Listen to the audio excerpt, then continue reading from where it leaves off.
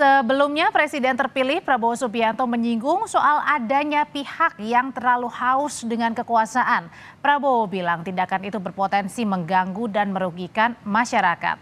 Menurut Prabowo, menghalalkan segala cara untuk melanggengkan kekuasaan jelas merugikan bangsa. Namun Prabowo tak menyebut spesifik siapa pihak yang dimaksud.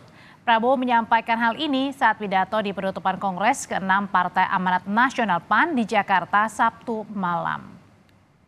Saya ada niat minta rakyat untuk memberi mandat kekuasaan kepada kita. Saudara-saudara sekalian,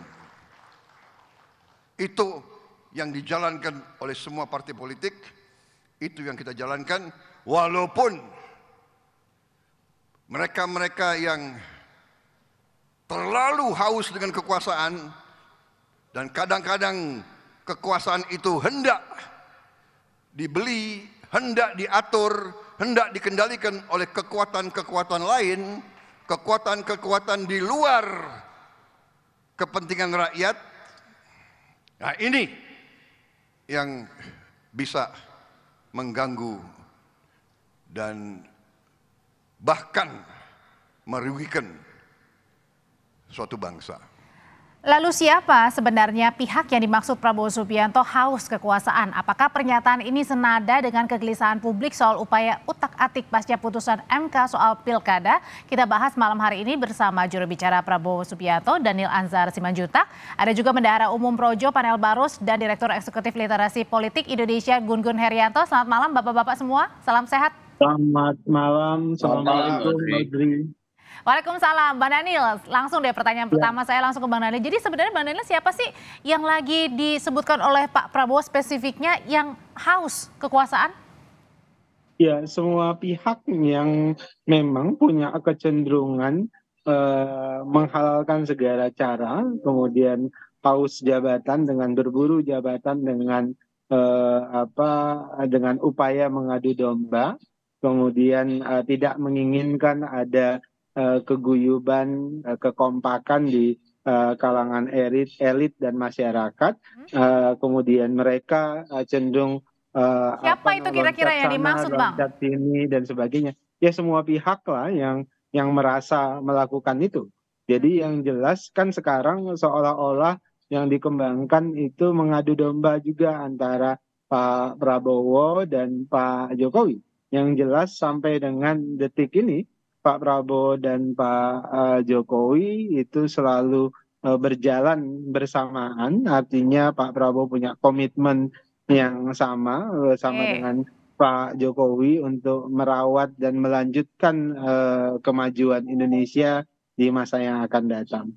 Tapi kalau gitu berarti Bang Panel kalau misalnya ada yang mencoba utak-atik berarti kan ini di luar misalnya tadi mencoba ya mengadu domba antara Pak Prabowo dan juga Pak Jokowi. Kalau gitu siapa pihak yang lagi mencoba mengadu domba sehingga yang dimaksud ini adalah haus kekuasaan nih?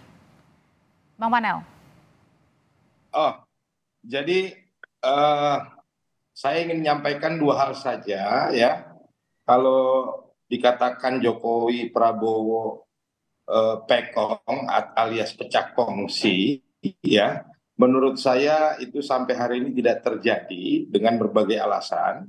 Yang pertama, kedua tokoh bangsa ini disatukan oleh visi yang sama bagaimana Indonesia bisa mencapai Indonesia Emas 2045. Yang kedua, alasan yang kedua, kedua tokoh ini pernah berkontestasi di 2014-2019 dan kemudian mengambil jalan politik untuk bersatu, ya, untuk bersatu. Dan kedua tokoh ini telah menyaksikan secara langsung buah dari politik persatuan itu di masa krisis COVID-19, di mana bangsa kita bisa keluar dan salah satu bangsa yang terbaik dalam mengelola COVID-19 ya. Jadi kedua tokoh ini punya pengalaman yang sama bahwa sebuah masalah krisis sekalipun bisa diatasi bila tokoh-tokoh nasionalnya bersatu. Yang ketiga ya, kedua tokoh bangsa ini telah memperlihatkan bagaimana sebuah transisi dalam bingkai keberlanjutan yang saya anggap ini menjadi sebuah tradisi baru dan ini akan dicatat dalam sejarah politik. Tapi masalahnya gini Bang Panel, ini kan disuarakan oleh Pak Prabowo di depan Kongres PAN, udah gitu disampaikannya pun 2 hari pasca demo besar-besaran mengenai revisi undang-undang pilkada saat itu. Bukannya ini menyasar, menyentil begitu ya, orang atau pihak tertentu nih? Iya, saya ingin sampaikan bahwa siapapun yang main politik ya, memainkan gendang politik belah bambu, Prabowo dengan Jokowi atau Pak Prabowo dengan Mas Gibran, ini pasti akan menemui jalan kegagalan dalam taktik politik tersebut. Kenapa? Karena Jokowi Prabowo Gibran ini bonding 1000%. Bonding 1000% untuk apa? Untuk Indonesia maju. Dan jadi membantah ya bahwa baik-baik saja ya hubungannya. Jokowi Prabowo menurut saya adalah upaya untuk membegal cita-cita Indonesia Emas 2045. Dia akan berhadapan dengan masyarakat Indonesia itu sendiri. Bang Panel. Oke, kalau gitu, nah kalau tadi dibilang ya, kalau misalnya baik-baik aja hubungannya, nggak ada kok pecah kongsi gitu. Tapi Mas Gun-Gun kalau dilihatnya sendiri, ini sebenarnya tertujunya kepada siapa? Kalau tadi kan kalau kita simak lagi ya pernyataan dari Pak Prabowo ini bukan hanya soal haus kekuasaan, tetapi juga yang mencoba membeli kekuasaan, mengotak-atik. Nah, siapa sebenarnya pihak yang paling berani untuk mencoba membeli atau mengotak-atik kekuasaan ini? Jadi gini, itu pernyataan Pak Prabowo itu kan tanpa objek spesifik ya. Jadi pernyataan yang sebenarnya common sense ya. Dan semua orang dalam landscape politik yang terfragmentasi seperti demokrasi ala Indonesia, itu menunjukkan fenomena itu kan sebenarnya. Kerap kali misalnya relasi kekuasaan itu basisnya selain sosok ya atau personal sentris, itu berkelindan juga dengan kekuatan ekonomi dan kekuatan politik. Ya, ini bicara soal data faktual saja, makanya pernyataan Pak Prabowo itu tidak ada yang baru kan. Pernyataan yang sebenarnya terkonfirmasi dalam realitas politik. Tapi masalahnya 2 hari nih pasca RUU Pilkada kan ini. Nah, itu kalau itu bicara konteks, bukan bicara pesan. Pesannya sendiri sebenarnya kan common sense, tapi bicara konteks karena berdekatan dengan momentum politik yang bergulir, seperti pasca putusan MK, maka pernyataan itu menjadi polisemi atau multitafsir. Dan penafsiran itu kan liar, bebas ya. Sehingga kemudian ada yang mengaitkan dengan dinamika ya hubungan antar aktor pasca putusan Mahkamah Konstitusi. Contoh misalnya dihubungkan dengan konfigurasi pembentukan kabinet dan konfigurasi kandidasi di pilkada. Jadi wajar kalau kemudian ada yang menariknya pada hubungan antara Pak Jokowi dan Pak Prabowo. Apakah tafsir itu kemudian menjadi tidak relevan? Ya menurut saya relevansinya tetap ada meskipun tentu Bang Dhanil dan Bang Panel Barus itu bisa menyatakan tadi kontra narasi dari apa yang kemudian dinarasi. Jadi bagi saya sih ini satu hal yang memang akan begitu gitu ya, bahwa ada interpretasi misalnya tarik menarik kekuasaan, terutama misalnya bicara soal siapa yang memiliki power. Apakah yang mau mengakhiri kuasa politiknya dan Oktober berganti transisi ke Pak Prabowo, kemudian apakah pola hubungan yang erat selama Pilpres itu akan bertahan misalnya setelah nanti pelantikan. Tentu ini pertanyaan yang lazim dan itu tidak hanya khas Indonesia, di hampir seluruh negara yang melakukan transisi seperti Filipina misalnya, atau kemudian nanti misalnya di Amerika juga demikian, Joe Biden atau siapa, itu sama aja. Berarti ini berkaitan juga dengan timing gitu ya, berarti ya Mas Gun ya, lebih ke sananya ya begitu ya. Oke, kalau gitu, kalau bicara soal timing nih Bang Dhanil, sebenarnya apakah ini merupakan luapan juga dari kekhawatiran Pak Prabowo sebenarnya yang akhirnya pada ujung-ujungnya kemarin ini RUU Pilkada, revisi Undang-Undang Pilkada ini batal, kemudian Bang Arteria juga bilang kita harus berterima kasih sama Pak Prabowo, dan kemarin sesudah pada saat di Kongres Nasdem juga Pak Jokowi menyindir bahwa perginya bareng-bareng, perginya rame-rame bersama-sama dan pulangnya juga meninggalkan bersama-sama nih. Jangan-jangan ada kaitan banget nih karena cuma beda beberapa hari aja nih. Itu kan semuanya cocokologi tadi. Tapi yang penting adalah seperti tadi disampaikan oleh Mas Gun, ini teksnya sebenarnya jamak. Artinya dalam setiap momentum ketika kita bicara tentang politik dan kekuasaan, praktek haus jabatan, berburu jabatan, menghalalkan segala cara, kemudian melibatkan pihak eksternal dan sebagainya, itu adalah sesuatu yang memang jangan pernah dan tidak boleh terjadi. Nah, itu yang kemudian diingatkan oleh Pak Prabowo. Nah, kebetulan itu di forum Kongres Partai Amanat Nasional, di mana Partai Amanat Nasional dalam catatan kaki Pak Prabowo dalam pidato tersebut adalah partai yang sangat loyal terhadap Pak Prabowo karena 3 kali Pilpres Partai Amanat Nasional selalu bersama dengan Pak Prabowo. Dan di narasi pidato yang disampaikan oleh Pak Prabowo, dan Pak Prabowo juga bicara tentang loyalitas dalam politik. Nah, artinya apa? Artinya sebenarnya ini teks yang biasa saja, jamak, dan ini adalah pengingat Pak Prabowo kepada seluruh politisi yang hadir pada kongres tersebut. Jadi tidak secara spesifik timingnya, kemudian kebetulan momentumnya banyak, momentumnya kemudian saling mengkaitkan dari Tapi dengan peristiwa-peristiwa Mbak Daniel, yang tapi ada.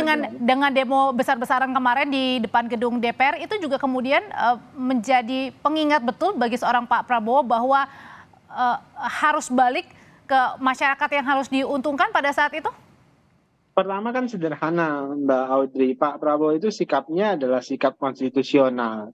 Artinya kalau kemudian keputusan MK harus dipatuhi, maka itu adalah sikap konstitusional. Kalau kemudian kita harus mematuhi keputusan MA, itu juga sikap konstitusional. Pun demikian, kalau kemudian DPR menghasilkan undang-undang, maka Pak Prabowo juga dalam posisi sikap konstitusional. Nah, jadi kepentingan Pak Prabowo tentu adalah kepentingan konstitusi yang menguntungkan rakyat banyak. Posisi Pak Prabowo pada itu. Dan saya pikir posisi yang sama itu ditunjukkan juga oleh Pak Jokowi. Bahkan beliau berulang kali menyampaikan secara resmi melalui pihak istana bahwasannya beliau menghormati semua keputusan politik, putusan konstitusi, baik itu yang lahir dari MK, baik itu yang lahir dari MA maupun dari DPR. Nah, oke, kalau gitu Bang Panel, sebenarnya yang diuntungkan kan ketika Pak Prabowo mungkin tadi dibilangnya lagi-lagi bilangnya konteksnya adalah untuk semuanya begitu, tapi nggak dimunafikan juga sebenarnya, mungkin saja ada cocokologinya gitu ya, dekat dengan pada saat kemarin revisi undang-undang pilkada yang kemudian dibatalkan begitu. Nah, dengan adanya seperti ini dengan momen seperti ini artinya bisa membawa nama Pak Prabowo lebih baik lagi, dan sebaliknya kemudian nama Pak Jokowi akhirnya dipertanyakan oleh publik begitu. Artinya lebih menguntungkan sekarang Pak Prabowo daripada Pak Jokowi.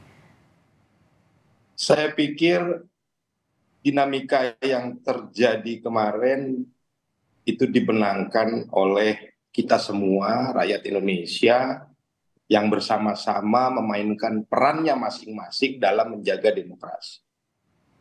Ya, Pak Jokowi juga saya pikir posisinya clear, ya, dalam posisi itu dia menghormati setiap keputusan konstitusi yang dibuat oleh berbagai lembaga. Ya, Pak Prabowo juga sama. Lalu teman-teman mahasiswa yang berdemonstrasi juga sedang memainkan perannya dalam menjaga demokrasi dan diakomodasi setiap tuntutan-tuntutannya oleh teman-teman di parlemen sana yang cukup akomodatif. Jadi saya pikir ini kemenangan kita semua, kemenangan kita dalam menjaga demokrasi, dan sama-sama mari kita song-song pilkada serentak ke depan sehingga bisa menghasilkan pemimpin-pemimpin yang pro rakyat.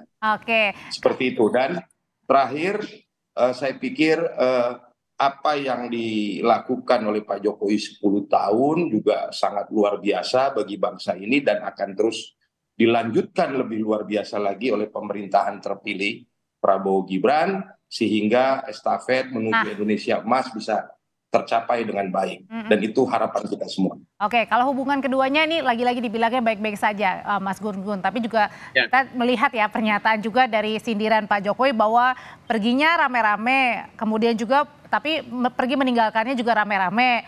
Belum juga Pak Surya kemarin juga bilang nih, ini apa namanya ada yang mencoba mengutak-atik tambahan undang-undang, mensiasati undang-undang, tidak ada satu partai atau satu kelompok yang mampu menyelesaikan sendiri. Nah ini bukannya benar-benar kelihatan jelas nih bahwa jangan-jangan juga ada drama perang di dalamnya di Kim Plus sendiri dengan yang punya Kim Plus nih.